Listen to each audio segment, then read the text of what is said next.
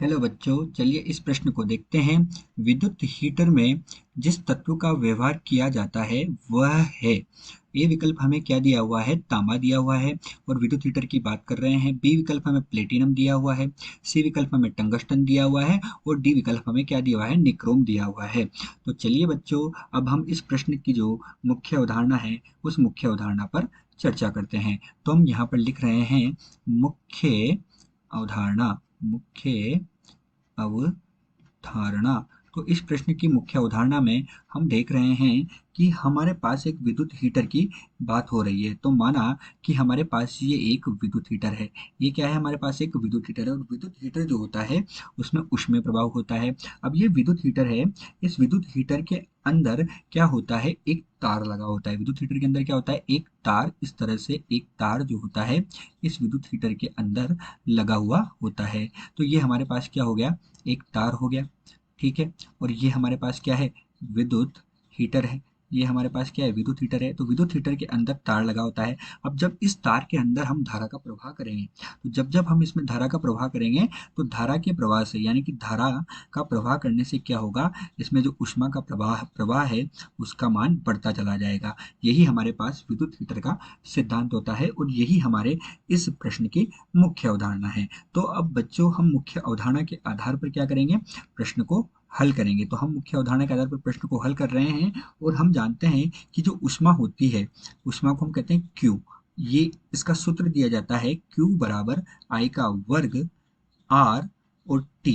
जहां हमारे पास I क्या है? I हम जानते हैं सब, धारा होती है। R हमारे पास प्रतिरोध होता है। R हमारे पास क्या है? यहाँ पर प्रतिरोध है।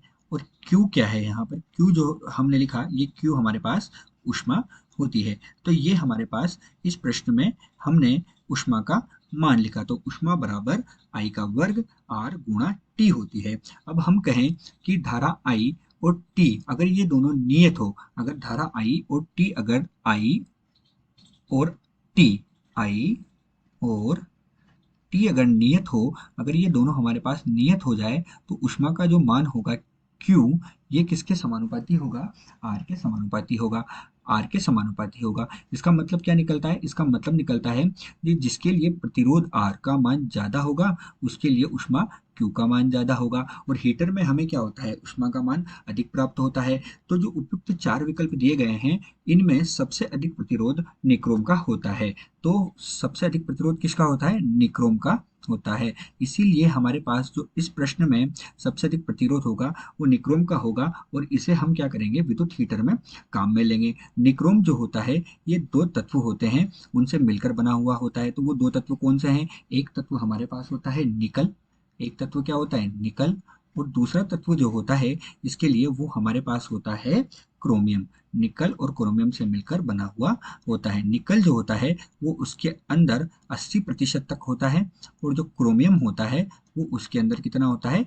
20% होता है। तो बच्चों, जो प्रश्न दिया गया है कि विद्युत हीटर में किस तत्व का व्यवहार किया जाता है, तो हमारे पास उपयुक्त प्रश्न में डी विकल्प निक्रोम का उपयोग विद्युत हीटर में किया जाता है। सही है। आशा करते हैं आपको प्रश्न समझ आया होगा। धन्यवाद।